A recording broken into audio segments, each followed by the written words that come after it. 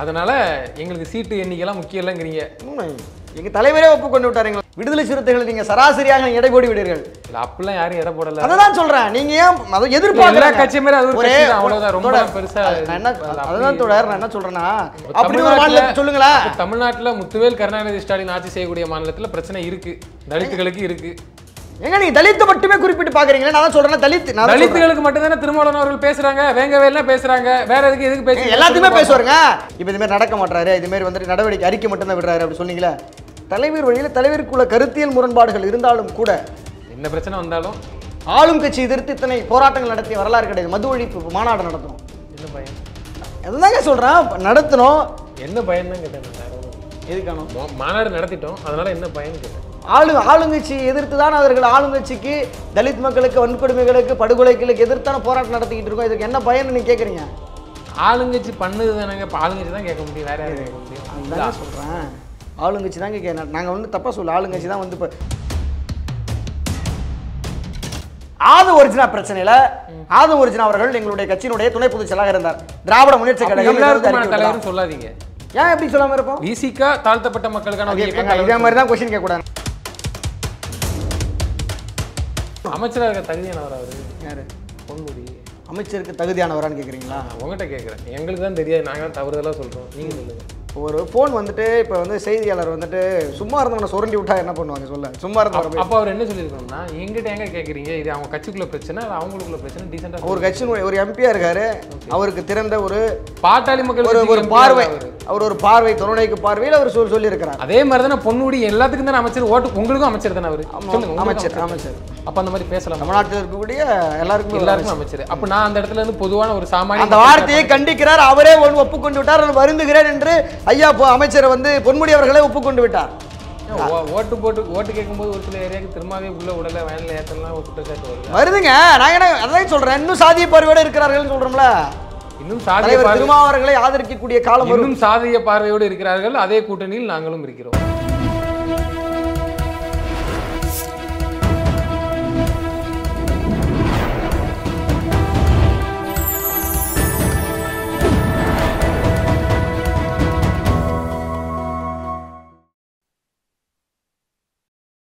Channel 5 Tamil நேயர்களுக்கு வணக்கம். இன்று நம்மோடு பேச இருப்பது திருமா மீது அதி தீவிர பற்றும் அன்பும் கொண்டவர் திருமா காதலன். வணக்கம் ப்ரோ. வணக்கம் தோழர். எப்படி இருக்கீங்க தோழர்? நல்லா இருக்கேன். நீங்கள் நல்லா இருக்கீங்களா? நல்லா. சாப்பிட்டாச்சா? சாப்பிட்டது. நீங்கள் சாப்பிட்டீங்களா? சாப்பிட்டேன் தோழர். சரி, திருமாவளவன் அவர்கள் வந்து சமீபத்தில் எந்த ஊடகங்களுக்கும் பேட்டி கொடுக்கக்கூடாது அப்படிலாம் சொன்னாங்க. அதே நேரத்தில் நீங்கள் வந்திருக்கீங்க.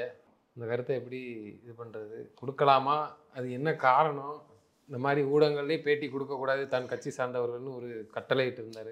அதாவது தன்னுடைய தலைவர் வந்து என்ன சொல்லியிருக்காருன்னா, அந்த ஊடகங்கள், அந்த யூடியூப் சேனல், அந்த ஊடகங்கள் வந்து தன்னுடைய லைக்குக்காக சப்ஸ்கிரைப்காக அதற்காக அவர்கள் தங்களை பகடகாயாக பயன்படுத்தி விடுவார்கள்.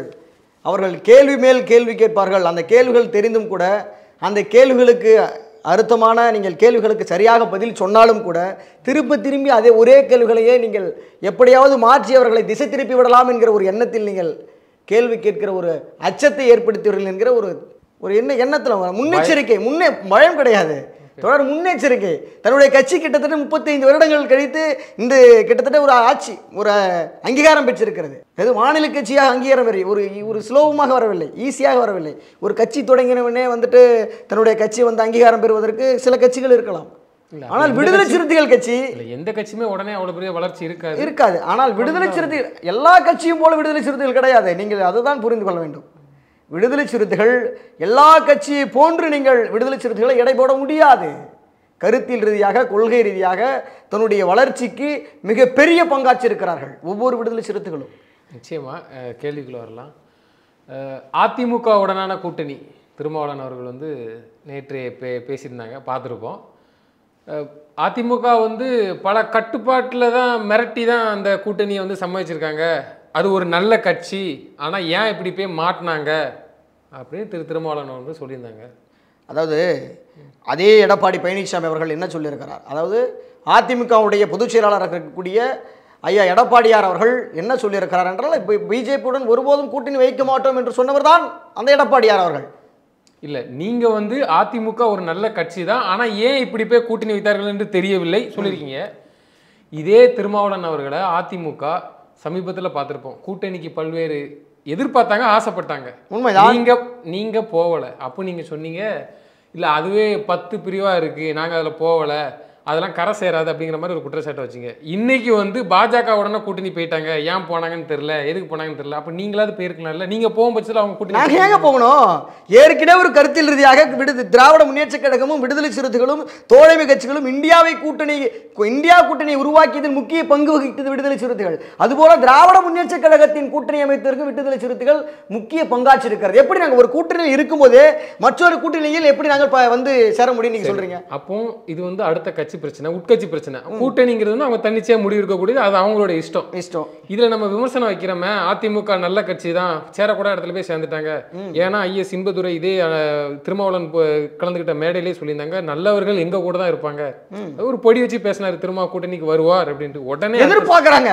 இது ஒன்று சொல்றது இல்ல, விடுதலை சிறுத்தைகளும் விடுதலை சிறுத்தைகள் கட்சியும் அண்ணன் திருமாவர்களும் இல்லாமல் தமிழ்நாட்டு அரசியல் இயங்காது.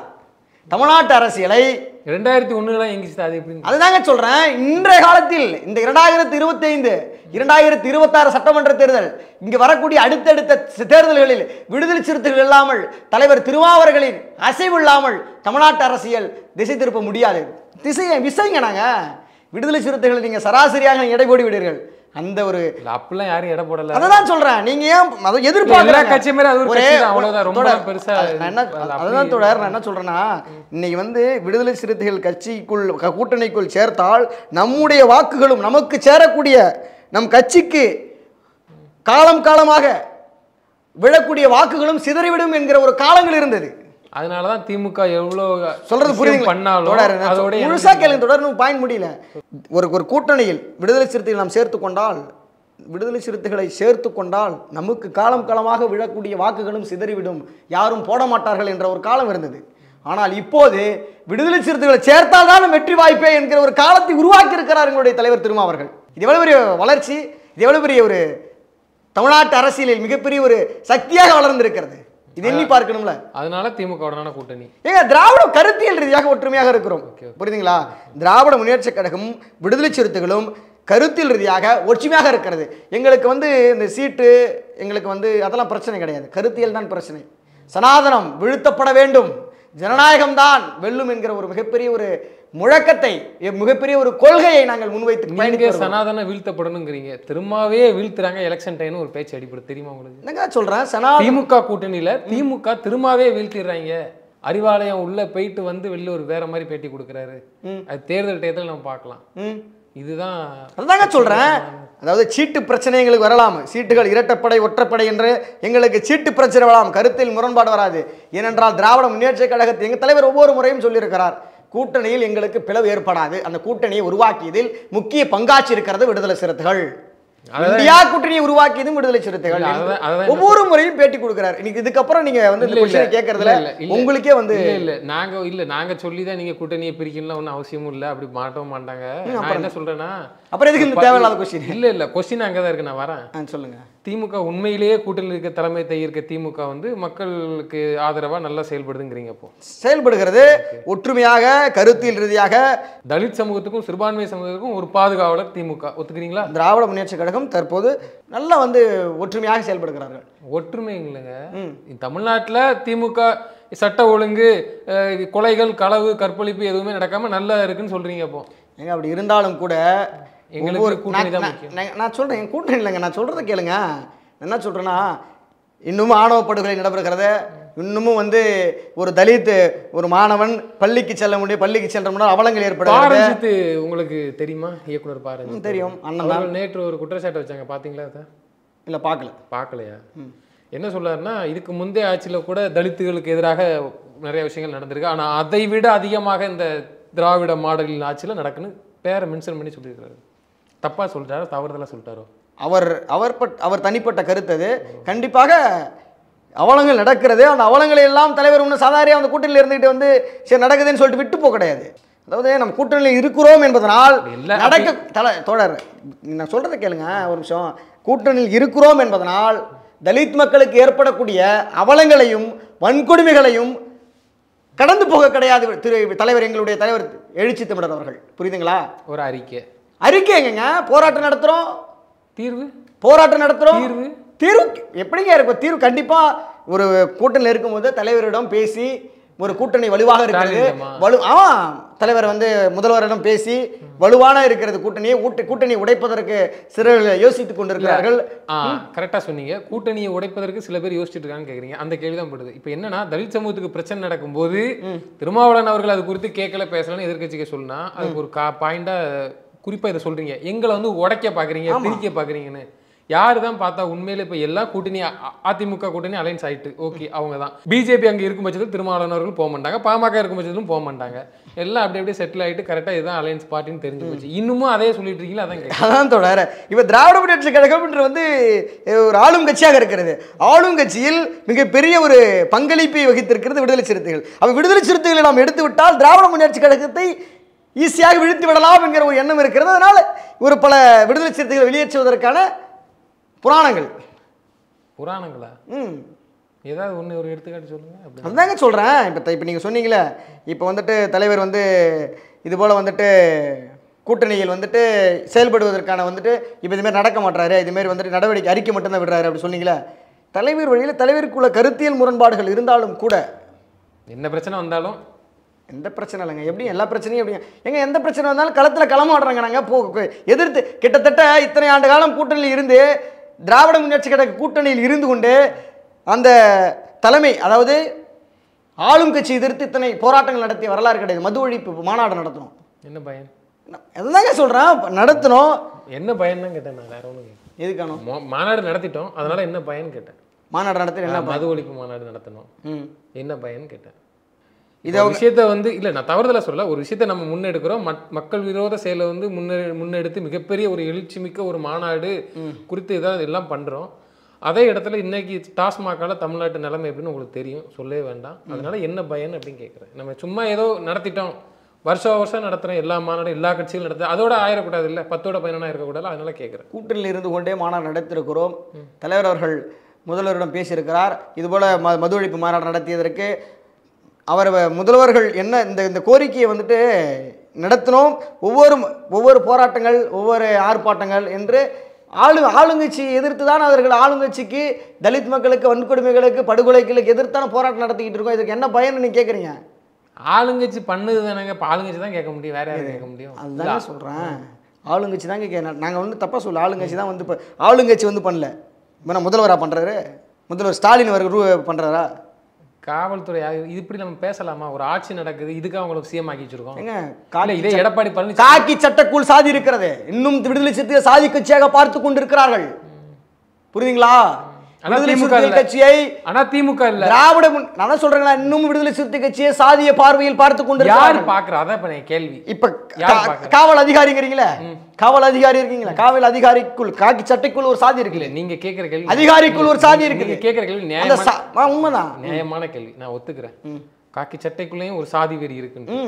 யாருடைய ஆட்சி உண்மையில அந்த இது யாரு தான் பாக்குறா, அப்படி யாரு தான் பண்றான்னு கேட்டது காவல்துறைன்னு மொட்டையா சொல்றீங்க.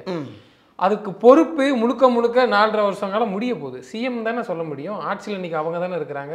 சும்மா எதுக்கு எடுத்தாலும் அதுக்கு என்ன ஸ்டாலினா பொறுப்பு, ஸ்டாலின் வந்து பின்னாடியே போகிறது கிடையாது. நம்ம ஸ்டாலின் நேரடியாக குற்றம் சொல்ல முடியாது, பொறுப்பு அந்த இடத்துல இருக்கிறாருல்ல.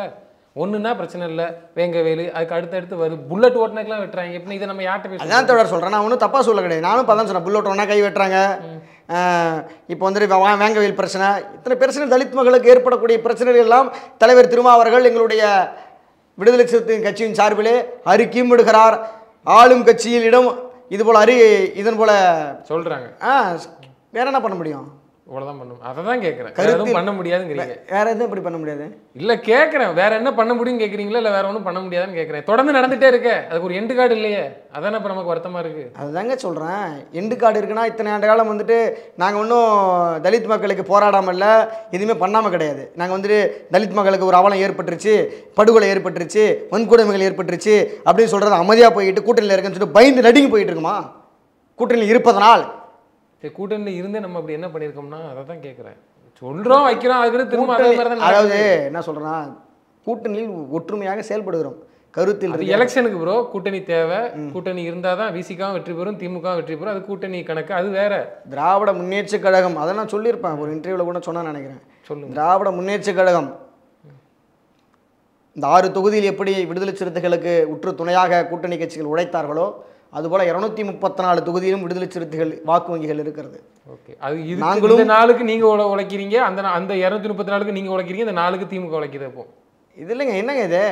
அவர்கள் எப்படி எங்களுக்கு உழைத்தார்களோ அதுபோல நாங்களும் உழைத்திருக்கிறோம். இருவரும் ஒற்றுமையாக செயல்பட்டு கொண்டிருக்கிறோம், கருத்தியல் ரீதியாக வலுவாக இந்த அரசியல் களத்தில். ஆனால் அதே நேரத்தில் தான் பிரச்சனையும் வருது. நமக்கு பிரச்சனை வரதா செய்யும். பிரச்சனை வராமல் எங்கெங்க நடக்குது நீங்கள் சொல்லுங்க. பிரச்சனை வரதா செய்யும். பிரச்சனை வராத ஆட்சி எங்கே நடந்திருக்கு? எந்த மாநிலத்தில் நடந்திருக்கு சொல்லுங்க. பிரச்சனையே இல்லாத ஒரு மாநிலத்தை சொல்லுங்களேன். கேட்கிறேன். பிரச்சனையே இல்லாம ஒரு மாநிலம் வந்து எந்த பிரச்சனையுமே கிடையாது அப்படின்னு ஒரு மாநிலத்தை சொல்லுங்களேன். தமிழ்நாட்டில் முத்துவேல் கருணாநிதி ஸ்டாலின் ஆட்சி செய்யக்கூடிய மாநிலத்தில் பிரச்சனை இருக்கு, தலித்துகளுக்கு இருக்கு. எங்க நீங்க தலித்தை மட்டுமே குறிப்பிட்டு பாக்குறீங்களா? நான் சொல்றேன் தலித்துகளுக்கு மட்டும் தானே திருமாவளவன் அவர்கள் பேசுறாங்க, வேங்கவேல்லாம் பேசுறாங்க. வேற எதுக்கு பேசுறீங்க? எல்லாத்தையுமே பேசுவாருங்க. இன்னும் சொல்றீங்க தலித்துக்கான தலைவர் எங்களுடைய தலைவர் கிடையாது. நான் சொல்றது கேளுங்க. ஒட்டுமொத்த நிச்சயமா நான் சொல்றேங்க, ஒட்டுமொத்த அனைத்து சமூக அனைத்து தமிழின மக்களுக்கும் தலைவர் எழுச்சி தமிழர்கள் தலைவர். தமிழ் சமூகத்திற்கு மிகப்பெரிய ஒரு போராளி, தமிழின போராளி எங்களுடைய எழுச்சி தமிழர் அவர்கள். புரியுதுங்களா? ஒரு சாதிய பார்வையில் அடக்க பார்க்காதீர்கள் ஒருபோதும். ஒரு சாதியை, இந்த சாதியில் பிறந்ததனால் அந்த சாதிக்காக போராடுகிறார் என்பது அந்த ஆதி காலத்தில் போராடினார். தற்போது ஆளூர் ஷானவாஸ் அவர்கள், சரி அண்ணன் அவர்கள், முகமது ஷானவாஸ் அவர்கள். சரிங்க, பொன்முடி அவர்கள் ஒரு மிகப்பெரிய ஒரு வார்த்தை பேசினார், அதுக்கு திரும்ப ஒரு கண்டனம் கூட தெரிவிக்கலையா? என்ன வார்த்தை பேசினாரு தெரியாது அவங்களுக்கு? சொல்லுங்க, சொல்லட்டுமா? நீங்க சொல்லுங்க, பேசுவோம், பேசத்தானே சொல்லுங்க. சமீபத்தில் 2 நாளுக்கு முன்னாடி ஒரு நிகழ்ச்சியில் கலந்துக்கிட்டு பேசியிருக்காரு. விலை மாதிரி பெண்கள் ரொம்ப இழிவாக பேசியிருக்காங்க. திமுக நடவடிக்கை இருக்கு, இவர் ஏன் பேச மாட்டேங்காரு? தலைவருக்குமான தலைவர் தானே. தலைமை நடவடிக்கை எடுத்தாச்சு, அதனால இவர் எடுக்க தேவையில்லை. தலைமை என்ன நடவடிக்கை எடுத்தீங்க? யார்? அவங்க தலைமை தாங்க. அமைச்சர்லாம் தூக்கிட்டாங்களா? ஏங்க அது திராவிட முன்னேற்ற கழகத்துல போய் பேசுங்க. யார்கிட்ட பேசுறீங்க? விடுதலை சிறுத்தை கட்சி சொல்லக்கூடாது, ஒரு இயக்கம் சொல்லக்கூடாது. நாங்க ஒரு மிகப்பெரிய அமைச்சர் தானே, எல்லாருக்குமான அமைச்சர் தானே பொன்முடி. அப்ப நம்ம கூட்டணியில இருக்கோம், நமக்கு 2 MP இருக்காங்க, 4 MLA இருக்காங்க. அப்ப நம்ம பேசுறது உரிமை தானே. அதுக்குள்ளதான் அவங்க முடிவு எடுத்துட்டாங்க. தலைமை ஆத ஒரிஜினல் பிரச்சனையில திராவிட முன்னேற்றம் தலையிட்டுதா? ஆது ஒரிஜினா பிரச்சனையில ஆது ஒரிஜினா அவர்கள் எங்களுடைய கட்சியினுடைய துணை பொதுச் செயலாளராக இருந்தார். திராவிட முன்னேற்ற கழகம் தலைவர்னு சொல்லாதீங்க. ஏன் எப்படி சொல்லாம இருப்போம்? விசிகா தாழ்த்தப்பட்ட மக்களுக்கான இதே மாதிரி தான் क्वेश्चन கேட்க கூடாது. இல்ல ஒரு அமைச்சர் இதே மாதிரி क्वेश्चन கேட்க கூடாது. நான் என்ன சொல்றேன், எல்லாருக்குமான தலைவர் நான் சொல்றேன். நான் எல்லாருக்குமான தலைவர் சொல்றேன். சரி ரைட் ஓகே. இல்ல நான் அது இருந்தா சந்தோஷம், நான் வரவேற்கிறேன். என் கேள்வி என்னன்னா, பொன்முடி அவர்கள் பேசுனது குறித்து நான் மட்டும் இல்ல எல்லாருக்குமான தலைவர். சரிங்க, ஒட்டுமொத்த தமிழ் சமூகம். பொன்முடி திமுகவுடைய அமைச்சர், அதை தாண்டி இப்போ 234 தொகுதியில் நின்று ஜெயிச்சிருக்கிறாங்க. அதில் குறிப்பிட்ட சீட்டு வாங்கி மக்கள் ஓட்டு போட்டிருக்காங்க. இப்போ அவர் வந்து அமைச்சர் பதவியில் இருக்காரு. இப்போ அமைச்சர்ல இருந்து தூக்கிட்டாங்கன்னா ஆஹா திமுக உண்மையிலேயே அப்படி ஒரு கட்சி தான் நம்ம எடுத்துக்கலாம். சமூக நீதி பேசுற கட்சி, மக்களுக்கான கட்சி, எல்லோருக்குமான கட்சி, இந்துக்களுக்கு நாங்க தான் அரணார்ப்புன்னு வேலை தூக்குனா ஸ்டாலின் அப்படி எடுத்துக்கலாம். அவர் சொன்ன வார்த்தையை பார்த்தீங்கன்னா, ஒரு அமைச்சரா இருந்துட்டு அதில் வந்து பேசியிருக்காரு. சும்மா கட்சிக்குள்ளே இந்த நாங்கள் தான் ஒரு மாநில பொறுப்பு, செயற்குழு உறுப்பு, இதெல்லாம் ஒரு போஸ்டிங் கிடையாது, அமைச்சர் தான் தூக்கிருக்கோம். இல்லை திரும்ப ஒரு கண்டனமா தெரிவிச்சிட வேண்டியதானே, நீங்க இப்படி பேசினது தப்புன்ட்டு. இப்போ நான் என்ன சொல்றேன்னா, ஏன்னா பாட்டாளி மக்கள் கட்சி இருக்கு தெரியுமா, அவங்க உட்கட்சி பிரச்சனை. பாட்டாளி மக்கள்ங்கிறது ஒரு கட்சி, அந்த கட்சி மக்களுக்கு எதிர்ப்பா நடந்துச்சுன்னா கேட்கிறாரு. திரும்ப நான் பல விஷயங்களை பார்த்துக்கோ, நியாயமான கோரிக்கை, மக்கள் விரோத செயலுக்கு பாமக செயல்படுத்தி கேட்கிறாரு. அவங்க மருத்துவர், அவர் அன்புமணி, இவங்க 2 பேருக்கு ஒரு குடும்ப கட்சி, குடும்ப பிரச்சனை. இதுக்கெல்லாம் நம்ம தான் முதல்ல அறிக்கை போடுறோம். வன்னியரசா இருக்கட்டும், ரவிக்குமாரா இருக்கட்டும், குடும்பத்துக்குள்ள ஒரு பிரச்சனை, அது நாடகம் ஆடுறாங்க, சனாதானம் அங்க தலைக்குது, இதெல்லாம் வந்து அதுல நம்ம தலையிடுறோமா, அதனால கேட்கிறேன். அதுக்குதான் நம்ம முதல்ல தலையிடுறோம். அது அவங்க குடும்ப பிரச்சனை. மக்கள் விரோத செயலுக்கு பாமக அங்க ஆட்சி செய்தாங்க, ஒரு கலவரம் நடக்கு, அதனால கேட்டிருக்காரு, வச்சிருக்காரு. இதுக்கெல்லாம் நம்ம முதல்ல போய் உள்ள போய் விழுறோமா, அதனால கேட்கிறாரு. அதாங்க சொல்றேன். இந்த திராவிட முன்னேற்ற கழகத்தில் கட்சியினுடைய துணை பொதுச் செயலாளராக இருந்த அமைச்சர் பொன்முடி அவர்களை தற்போது துணை பொதுச் செயலாளர் பதவியிலிருந்து தூக்கி விட்டார்கள். சொல்லுங்க, துணை பொதுச் செயலாளர் பதவியிலிருந்து தூக்கிடுவாங்க. வேற என்ன பண்ணணும்? அது அமைச்சர் வேற என்ன பண்ணணும்? அமைச்சராக இருக்க தகுதியானவர் அவரு யாரு? பொன்முடி அமைச்சருக்கு தகுதியானவரான்னு கேட்குறீங்களா? உங்கள்கிட்ட கேட்குறேன், எங்களுக்கு தான் தெரியாது, நாங்கள் தான் தவறுதெல்லாம் சொல்கிறோம், நீங்கள் சொல்லுங்கள். திராவிட முன்னேற்ற தான் அமைச்சர் பதவியில் அவர்களை அமர வைத்தார்கள். அவர்கள் யாராவது ஒருவரை இங்கே அமர வைத்து அவரிடம் கேளுங்க அந்த கேள்விக்கு. எல்லோருக்குமான திராவிட முன்னேற்ற கழகத்தின் தலைமைக்கோ அல்லது வந்து திராவிட முன்னேற்ற மக்கள் நான் தலையிட முடியாது. நீங்க விடுதலை சிறுத்தைகளும் நாங்களும் தலையிட முடியாது. அதே மாதிரி எங்கள் பிரச்சனைக்கு அவர்கள் தலையிட மாட்டார்கள், அவர்கள் பிரச்சனைக்கு நாங்கள் தலையிட. அதே மாதிரி தானே பாட்டாளி மக்கள் கட்சிக்கும் அவங்க அப்பாவும் மகனும் சண்டை போடுறாங்க, நம்ம ஏன் தலையிடணும்? நாங்க பாமக பாஜக இருக்கிற கூட்டணியில் இருக்க மாட்டோம். அவர்கள் எப்போதுமே எங்களுக்கு வந்து சாதியத்துவத்தையும் மதத்துவத்தையும் நீங்க எதிர்த்து கூட்டணியில நாங்கள் போராடி இருக்காங்க, அவங்களும் கொண்டிருக்கிறோம். உங்களை கூட்டணி சேர்க்க மாட்டாங்க. சாதியவாதத்தையும் மதவாதத்தையும் ஏங்க, நான் என்ன எதிர்த்து நாங்கள் குரல் எழுப்பி கொண்டிருக்கிறோம். சூப்பர். எனவே அவர்களை எதிர்த்து நாங்கள் எப்போதும் தொடர்ந்து நாங்கள் பேசிக்கொண்டிருக்கோம். நீங்க சரியான கருத்தை சொன்னீங்க. அது பொன்முடி அவர் அமைச்சரா இருக்காரு முத கூட நான் சொல்லி பேசிட்டேன். ஆனா அவங்க கட்சிக்குள்ள பிரச்சனை, அவங்க கட்சி நடவடிக்கை எடுக்கணும்ட்டீங்க. பாட்டாளி மக்கள் கட்சி அவங்க அப்பா மகனுக்குள்ள ஒரு பிரச்சனை வந்துட்டு இருக்கு. அது குறித்து மட்டும் நம்ம முதல்ல ட்விட்டு போடுறோம், பத்திரிகையில ட்விட்டு போடுறோம், பேசுறோம், அவங்க நடிக்கிறாங்க. அப்பா இதெல்லாம் நமக்கு தேவையில்லாத தானே. மக்கள் விரோதமா ஏதாவது செஞ்சாங்கன்னா ஓகே கண்டிக்கிறோம், வைக்கிற நியாயமான கேள்வி. ஒரு பொது வாழ்வில் இருந்துட்டு இந்த பண்ணுவோம். இது அவங்க உட்கட்சி பிரச்சனை, உட்கட்சி இதுக்குள்ள இதுக்கெல்லாம் நம்ம மட்டும் ட்விட்டு போடுற மாதிரி ஏன்னு கேட்குறேன். அதாங்க நான் சொல்கிறேன். நான் திரும்ப இப்போ தாங்க சொன்னேன். என்ன சொன்னீங்க சொல்லுங்க. அவங்க உட்கட்சி பிரச்சனையாக இருக்கட்டும், இவர்கள் வந்து இந்த செய்தியாளர்கள் வந்து அந்த பிரச்சனை நடந்துகிட்டு இருக்கும்போது எங்களுடைய கட்சியினுடைய பொதுச் செயலாளர் அண்ணன் ரவிக்குமார் அவர்களுக்கு தொலைபேசியில் அழைத்து நீங்கள் இந்த கருத்தை பற்றி என்னன்னு கேட்குறீங்க அப்படின்னு கேட்டதுனால தானே இவர் பதில் சொல்கிறாரு. அவருக்கும் பதிவிடலை எதுவும். இப்போ ஒரு ஃபோன் வந்துட்டு இப்போ வந்து செய்தியாளர் வந்துட்டு சும்மா இருந்தவனை சுரண்டி விட்டா என்ன பண்ணுவாங்க சொல்ல? சும்மா இருந்தவரை அப்போ அவர் என்ன சொல்லியிருக்கணும்னா, எங்கிட்ட எங்க கேட்குறீங்க, இது அவங்க கட்சிக்குள்ள பிரச்சனை, அது அவங்களுக்குள்ள பிரச்சனை, டீசெண்டாக ஒரு கட்சியினுடைய ஒரு எம்பியா இருக்காரு, அவருக்கு திறந்த ஒரு பாட்டாளி மக்கள் ஒரு பார்வை, அவர் ஒரு பார்வை தொலைநோக்கு பார்வையில் அவர் சொல்லியிருக்கிறார். அதே மாதிரி தானே பொன்முடி எல்லாத்துக்கும் தானே அமைச்சர், ஓட்டு உங்களுக்கும் அமைச்சர் தானே அவரு. சொல்லுங்க. அமைச்சர். அப்போ அந்த மாதிரி பேசலாம். தமிழ்நாட்டில் இருக்கக்கூடிய எல்லாருக்கும் அமைச்சர். அப்போ நான் அந்த இடத்துல இருந்து பொதுவான ஒரு சாமானிய அந்த வார்த்தையை கண்டிக்கிறார். அவரே ஒப்புக்கொண்டு விட்டார். நான் வருந்துகிறேன் என்று ஐயா அமைச்சர் வந்து பொன்முடி அவர்களே ஒப்புக்கொண்டு விட்டார். அதனால மன்னிக்கப்பட்டது.